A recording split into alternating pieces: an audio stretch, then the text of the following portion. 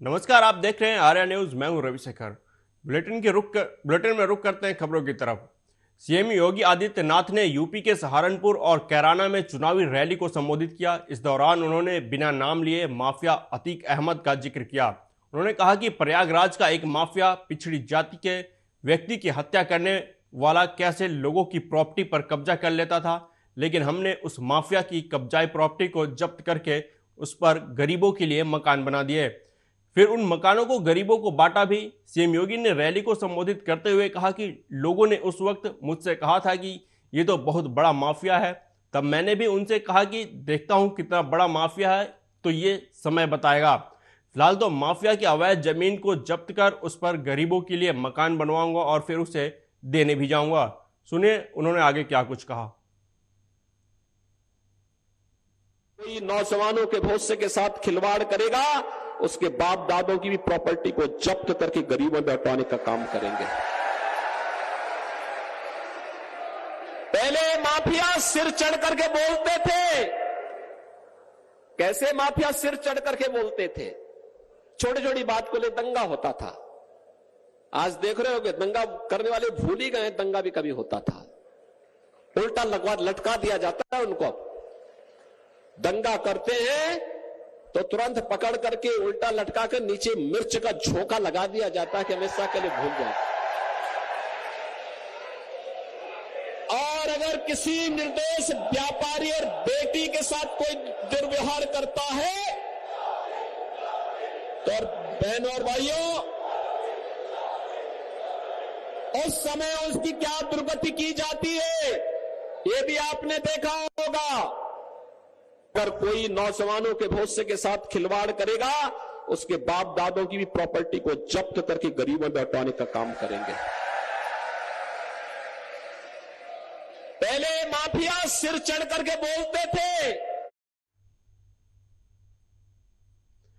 Baspa supremo Mayawati ने पिछले दिनों अपने भतीजे आकाश आनंद को उत्तराधिकारी बनाने का ऐलान कर दिया। इस ऐलान के बाद से आकाश आनंद धुआंधार एक्टिव हैं और फिलहाल यूपी में पार्टी के लिए लोकसभा चुनाव की संभावनाओं को मजबूत बनाने में जुटे हुए हैं। इसी क्रम में रैलियों के दौरान आकाश आनंद ने इलेक्टोरल बॉन्ड और से बीजेपी और कांग्रेस को मिले चंदे पर सवाल उठाया। एक जनसभा में आकाश आनंद ने कहा कि इलेक्टोरल बॉन्ड से बीजेपी कांग्रेस को सबसे अधिक चंदा मिला, लेकिन बसपा को कुछ नहीं मिला। उन्होंने आगे कहा कि नीला पटका पहनने वाले बहरूपियों से सावधान रहना।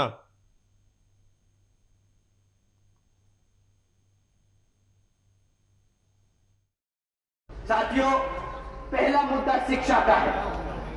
हमें बीजेपी की सरकार से अब पूछना होगा कि भाई पिछले 10 सालों में क्यों इतनी पेपर लीकों की खबरें आती हैं। अब उनको जवाब देना होगा कि जब भी सरकारी नौकरियों के लिए एंट्रेंस टेस्ट होते हैं, एंट्रेंस एग्जाम्स होते हैं, तो उसमें जब हमारे युवा साथी पेपर देके आते हैं तो क्यों उन्हें 3-4 दिन बाद पता चलता है कि वो पेपर लीक हो गया।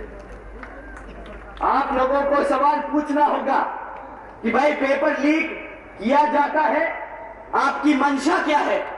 आप चाहते हैं कि आप दिखाएं कि आप रोजगार देने की कोशिश कर रहे हैं, पर आपकी असलियत पेपर लीक कर उन नौकरियों को रद्द करने की है। विदेश मंत्रालय ने ईरान और इजरायल के लिए यात्रा सलाह जारी की है। विदेश मंत्रालय ने भारतीयों को सलाह दी है कि अगली सूचना तक ईरान और इजरायल की यात्रा न करें। विदेश मंत्रालय ने उन सभी भारतीयों से भी अनुरोध किया है जो वर्तमान में ईरान और इजरायल में रह रहे हैं। मंत्रालय ने कहा कि इन देशों में रह रहे भारतीय तुरंत दूतावास से संपर्क करें और अपना पंजीकरण कराएं। मंत्रालय ने अनुरोध किया है कि वो अपने सुरक्षा को लेकर सावधानी बरतें और अपनी गतिविधियों को कम लोगों के साथ ही साझा करें। विदेश मंत्रालय का यह फैसला इजरायल और हमास के बीच जारी युद्ध के कारण आया है।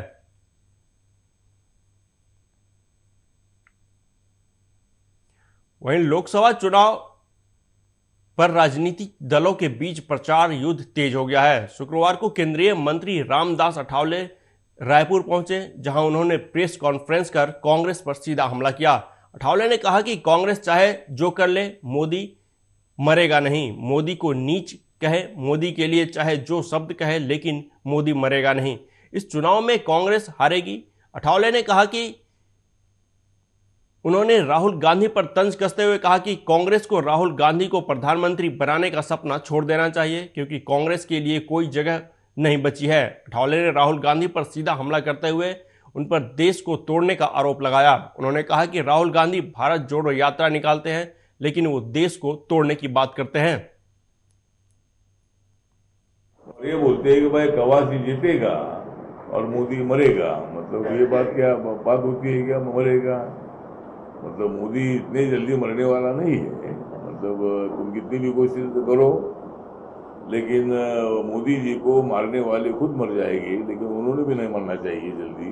तो इसीलिए हमको दिल्ली सरकार में मंत्री रहे राजकुमार आनंद ने हाल ही में अपने मंत्री पद और आम आदमी पार्टी से इस्तीफा दे दिया था। उन्होंने पार्टी के राष्ट्रीय संयोजक अरविंद केजरीवाल को एक पत्र लिखकर अपने इस्तीफे की जानकारी दी थी। पत्र में राजकुमार आनंद ने केजरीवाल सरकार पर कई सवाल खड़े किए थे। आनंद ने पत्र में लिखा कि आम आदमी पार्टी का जन्म ही भ्रष्टाचार के खिलाफ आंदोलन से हुआ है, लेकिन आज यह पार्टी खुद भ्रष्टाचार के दलदल में फंस चुकी है।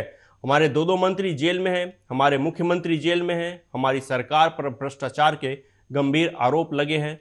मैं नहीं समझता कि हमारे पास सरकार में रहने का अब कोई नैतिक बल रह गया है। उन्होंने कहा कि सबसे बड़ा धोखा हमारी पार्टी के कार्यकर्ताओं और दिल्ली की जनता के साथ हुआ है, जिन्होंने बड़ी उम्मीद के साथ आम आदमी पार्टी को सत्ता तक पहुंचाया ताकि दिल्ली से भ्रष्टाचार को खत्म किया जा सके। लेकिन सत्ता में आने के बाद यह पार्टी भी भ्रष्टाचार से खुद को बचा नहीं सकी। आपको बता दें कि राजकुमार आनंद साल 2020 में पहली बार पटेल नगर सीट से विधायक बने थे। इससे पहले उनकी पत्नी वीणा आनंद भी इसी विधानसभा क्षेत्र से विधायक रह चुकी हैं।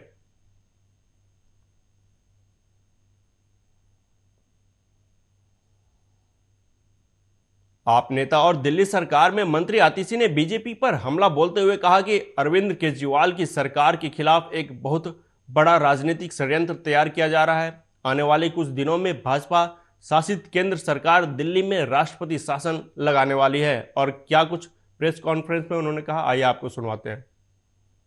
और यही कारण है कि अरविंद केजरीवाल जी को झूठे आरोपों के साथ, फर्जी आरोपों के साथ, बिना किसी प्रमाण के ईडी ने गिरफ्तार किया है, केंद्र सरकार ने गिरफ्तार किया है।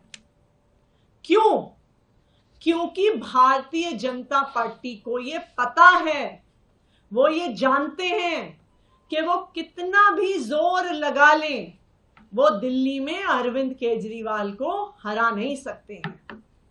उन्होंने ये देख लिया है कि चाहे 2013 का चुनाव हो, चाहे 2015 का चुनाव हो, चाहे 2020 का चुनाव हो, या 2022 में हुआ एमसीडी का चुनाव हो, कि दिल्ली के लोग अरविंद केजरीवाल से प्यार करते हैं, दिल्ली के लोग आम आदमी पार्टी को पसंद करते हैं, और दिल्ली के लोग भारतीय जनता पार्टी की हर संभव कोशिश के बाद आम आदमी पार्टी को ही वोट देते हैं, अरविंद केजरीवाल को ही वोट देते हैं।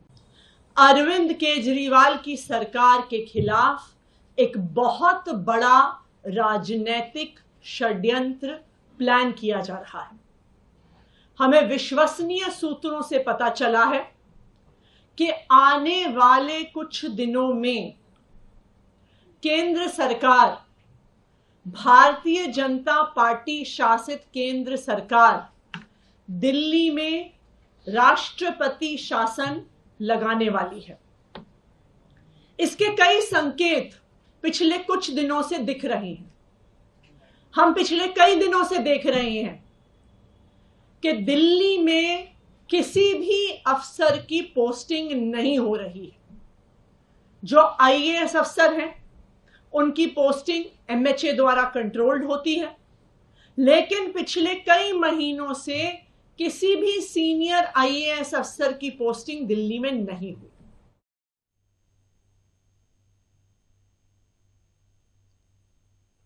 वहीं सपा अध्यक्ष अखिलेश यादव ने बीजेपी पर नौकरियों को लेकर निशाना साधते हुए कहा कि उन्हें बताना चाहिए कि 10 सालों में उन्होंने कितने लोगों को नौकरी दी। साथ ही कहा कि इन 10 सालों में सरकार ने उद्योगपतियों को लूटने का काम किया।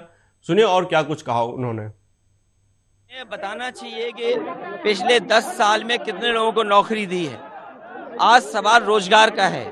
इस देश का नौजवान अग्निवीर व्यवस्था नहीं चाहता। इस देश का नौजवान पेपर लीक नहीं चाहता है, वो नौकरी रोजगार चाहता है।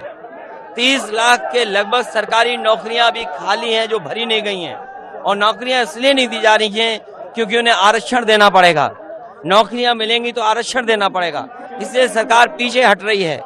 और जो महंगाई बढ़ी है उसका जवाब क्या है? दाल, सरसों का तेल, घी, सब्जियां तो चलो एक बार को अगर हमारे किसान को मुनाफा मिल रहा है तो ठीक है, लेकिन आप खुद सोचिए कि 2014 में नमक की कीमत क्या थी और 2024 में नमक की कीमत क्या है। इसका जवाब सरकार के पास क्या है? उद्योगपतियों का तो ये कर्ज माफ कर रहे हैं, 15 लाख करोड़ माफ कर दिया। बिहार के मुख्यमंत्री नीतीश कुमार के रोड शो पर बिहार के पूर्व उप मुख्यमंत्री और राजद नेता तेजस्वी यादव ने पलटवार किया।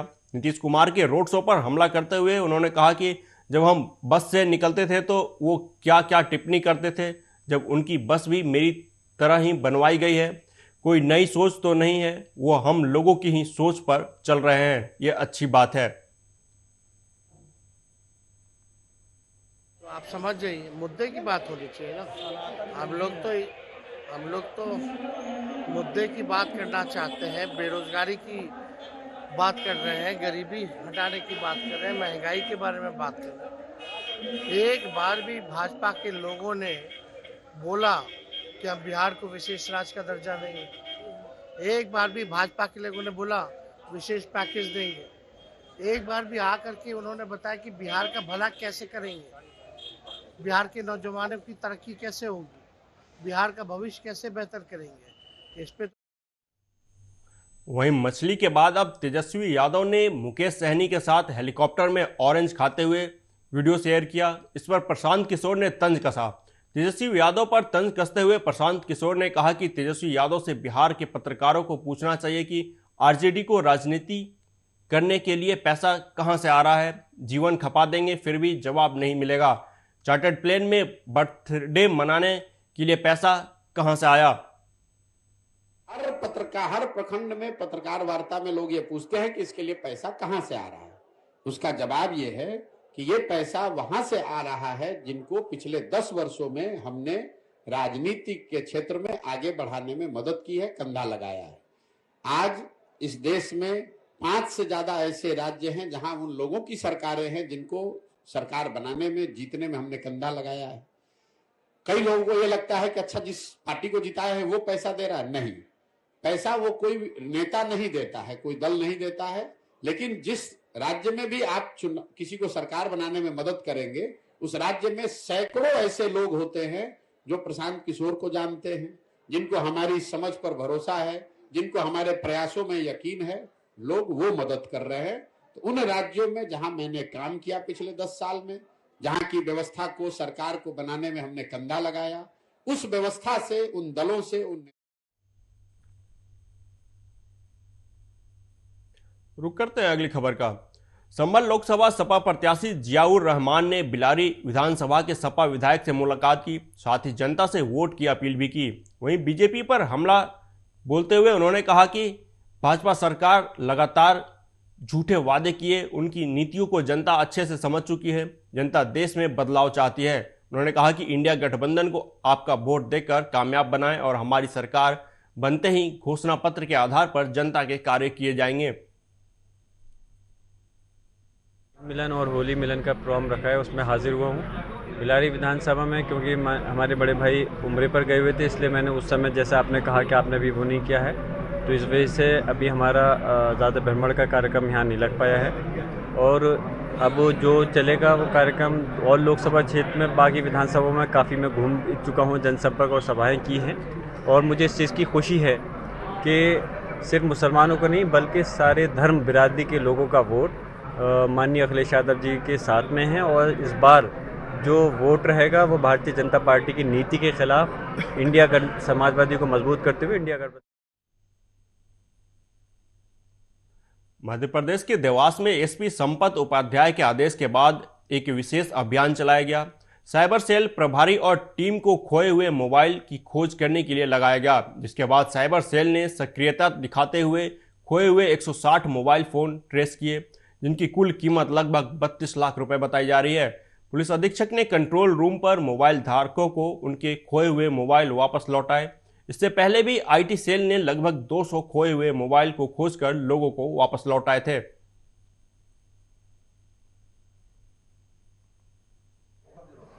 160 के लगभग मोबाइल साइबर सेल के द्वारा ढूंढे गए हैं, जो कि उनके धारकों को आज लौटाए जा रहे हैं।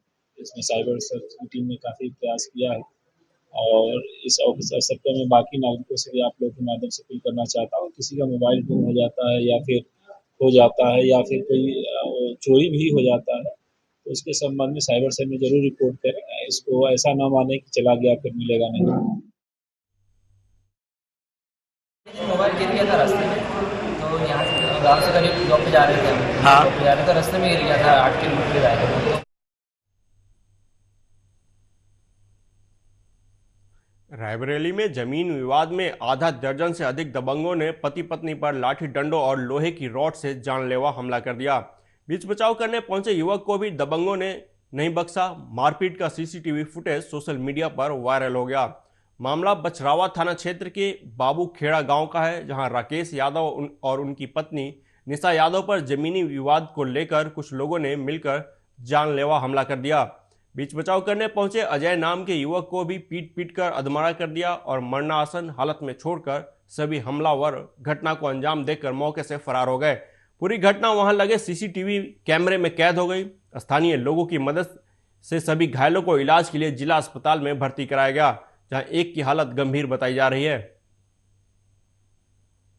कुछ लोगों ने मेरे घर पे कल वेडनेसडे नाइट को अराउंड 15 से 20 लोग थे, जिसमें से 8-9 लोगों को मैं नाम जानता हूँ। उन लोगों ने मेरे घर पे ना अटैक कर दिया। मेरे फादर और मेरी माँ और मेरे दोस्त हैं अजय, उनको भी काफ़ी मारा उन्होंने। किस चीज़ से मारा था? उनके पास एक कुल्हाड़ी भी थी और क्या नाम है लाठी भी थी, ठीक है। और वो जो लोहे का होता है ना, सरिया सा होता है थोड़ा।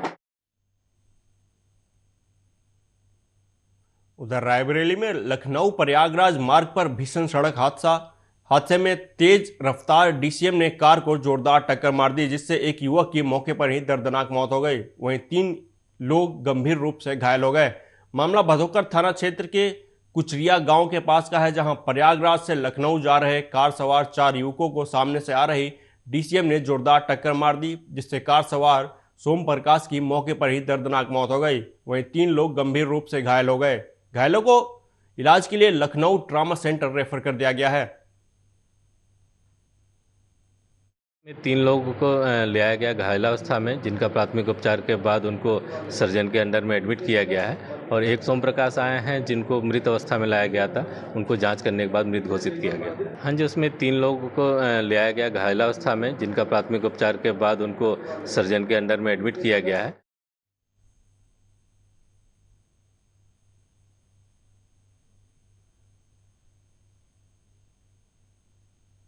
बुलंदशहर के शिकारपुर कस्बा के जहांगीराबाद चुंगी पर दबंगों ने एक युवक पर घर में घुसकर जानलेवा हमला कर दिया। आरोपी घटना को अंजाम देकर फरार हो गए। इस हमले में पीड़ित मनोज के सिर में गंभीर चोटें आई। पीड़ित को सीएचसी शिकारपुर में इलाज के लिए भर्ती कराया गया। पीड़ित पर यह हमला उस वक्त हुआ जब अपने घर पर बैठकर चाय पी रहा था। तभी दबंग पीड़ित के घर आए और उससे मारपीट कर वहीं पीड़ित ने थाने में तहरीर देकर आरोपियों के खिलाफ शिकायत दर्ज करवाई है। फिलहाल पुलिस इस मामले में आरोपी की तलाश कर रही है। घटना में नाश्ता कर रहा था घर पे, अपने चाय पी रहा था। ये 3-4 लोग आए, जयप्रकाश, इसका बेटा बड़ा और इसकी घरवाली, 2 लोग और आए थे और तमंचे की बट मार के ये मुझ में मारपीट करके भाग गए। मैं थाने आया। राष्ट्रीय जांच एजेंसी एनआईए को बेंगलुरु के रामेश्वरम कैफे विस्फोट मामले में शुक्रवार को बड़ी सफलता हाथ लगी। एजेंसी ने साजिश के मास्टरमाइंड समेत 2 आरोपियों को गिरफ्तार कर लिया है।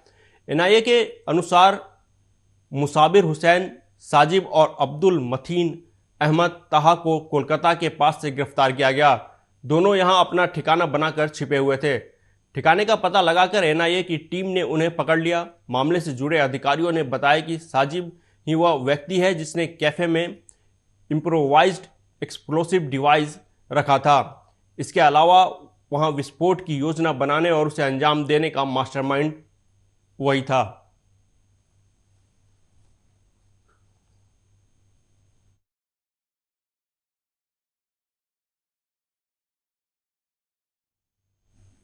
फिलहाल इस बुलेटिन में मेरे साथ इतना ही। देश दुनिया की तमाम खबरों के लिए देखते रहिए आर्या न्यूज़। नमस्कार।